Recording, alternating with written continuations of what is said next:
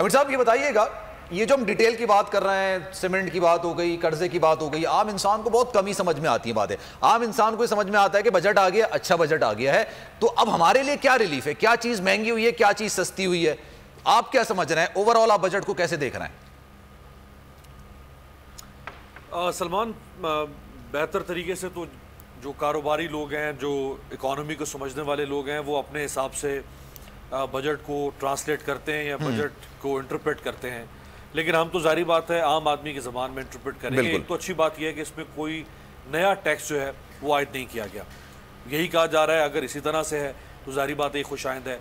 इसमें जिस चीज़ की कमी है वो ये कि 3 साल के बाद तनख्वाहों में इजाफा हुआ है, 2 साल के बाद शायद पेंशन में इजाफा हुआ है, जो कि सिर्फ 10% किया गया है, जो कि कम है। पीपल्स पार्टी तो 30% का मुतालबा कर रही है, लेकिन चले अगर 30% ना मुमकिन हो सके हुकूमत के लिए तो कम से कम इसको 18-20% इजाफा ज़रूर होना चाहिए था 3 साल के बाद जब इजाफा हो रहा है। ठीक। इसी तरह से इस बजट के अंदर कुछ अच्छी चीज़ें जो देखने में आ रही हैं वो ये कि काश्तकारों के लिए, किसानों के लिए बिला सूद कर्जे दिए जा रहे हैं। हर जो एग्रीकल्चरिस्ट फैमिली है, हाउस होल्ड है, उसको शायद 1.5 लाख रुपए तक बिला सूद कर्जे हैं। फिर ट्रैक्टर की ख़रीदारी के ऊपर बिला सूद कर्जे दिए जा रहे हैं। एक और अच्छी बात यह है कि जो डैम्स हैं, जो हाइडल प्रोजेक्ट्स हैं, उनके लिए दासू, मोमन, दयामिर भाषा डैम, इनके लिए भी काफ़ी पैसे इस बजट में रखे गए हैं।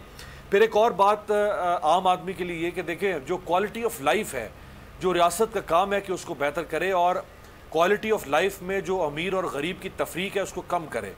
हमारे यहाँ बहुत सारे ऐसे लोग हैं कि जिनकी ज़िंदगी भर ही हसरत रहती है कि वो मोटरसाइकिल से एक छोटी सी गाड़ी तक का सफर तय कर लें, उस छोटी सी गाड़ी से ज़रा उससे ऊपर चले जाएं। घर जारी बात है जैसे आप कह रहे हैं, तो जो छोटी गाड़ी है 850 सीसी, उसके ऊपर बहुत सारे टैक्सेस की छूट रखी गई है। ये ख्वाब है पाकिस्तान में। हालांकि देखें, घर और गाड़ी, सलमान, ये 2 ऐसी चीज़ें हैं कि जो तमाम डेवलप्ड सोसाइटीज़ के अंदर, जिसमें वेस्टर्न यूरोप है, अमेरिका, कनाडा, इन सारे ममालिक के अंदर घर और गाड़ी, ये 2 ऐसी चीजें हैं कि जो आप समझें कि आप अपनी माँ के पेट से लेकर आते हैं साथ। सही। इसके लिए आपको कोई तगोदो नहीं करनी पड़ती, 30-30, 40-40 साल की प्लानिंग नहीं करनी पड़ती है। यहाँ पे तो कई जनरेशंस बेचारी इस स्ट्रगल में गुजर जाती है कि हम अपना घर बना सकें या हम अपनी गाड़ी खरीद सकें। बिल्कुल। तो मेरा ख्याल ये अच्छी चीज़ है कि छोटी गाड़ियों के ऊपर टैक्सेस की छूट रखी गई है। इसी तरह से कुछ और बेहतर चीज़ें हैं। तो मेरा ख्याल है इसके ऊपर एक मिला जुला ही रद्दअमल कह सकते हैं हम। ये नहीं कह सकते कि शायद कोई बहुत ज़्यादा ज़बरदस्त बजट है। हाँ, ये सर आपकी बात को मैं आगे बढ़ाऊं अगर, तो जैसे आपने काश्तकारों के हवाले से कहा, किसानों के हवाले से कहा, उनके हालात के हवाले से कहा, ट्रैक्टर के हवाले से कहा कि एक अच्छी चीज़ है, लेकिन बेसिक पॉइंट ये है कि किसानों को, काश्तकारों को उनकी असल कीमत नहीं मिल पाती। आवाम को जिस कीमत में चीजें मिलनी चाहिए उस कीमत में नहीं मिल पाती। काश्तकारों को कम कीमत मिलती है, आवाम को जायद कीमत मिलती है, और इसकी वजह यह मिडल जो बीच में होता है वो सारा पैसा ले जाता है। तो उसके लिए तो कोई अभी फिलहाल काम नहीं किया गया। आप उसको जितना बढ़ा लें, काश्तकारों के लिए बढ़ा लें। जी नहीं सलमान, इसमें देखिए आपको एक फर्क रखना पड़ेगा। सही। हम आज बजट के ऊपर बात कर रहे हैं, हम इंस्टीट्यूशनल रिफॉर्म्स के ऊपर बात नहीं कर रहे हैं। सही।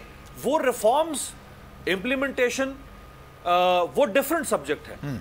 बजट के अंदर ये कभी भी नहीं तय किया जाता कि बजट के अंदर तालीम का बजट रखा जाएगा मिसाल के तौर पर। ठीक है। ये नहीं बताया जाएगा बजट के अंदर कि आपने एनरोलमेंट कैसे मुमकिन बनानी है या आपने ड्रॉप आउट को कैसे कम करना है। ये बजट का काम नहीं है। बजट आपको बताएगा कि एग्रीकल्चर के सेक्टर के लिए हम इतना पैसा रख रहे हैं या लोगों को बिला सूद कर्जे दे रहे हैं, XYZ। वो ये नहीं बताएगा कि आपने बीज की तैयारी कैसे करनी है। सही। आपने पेडिग्री कैसे तैयार करनी है लाइव स्टॉक या डेयरी की। ये बजट का काम नहीं है, ये एक सेपरेट डिबेट है। तो बजट के अंदर जो चीजें हैं वो अदादो शुमार रखे जाएंगे।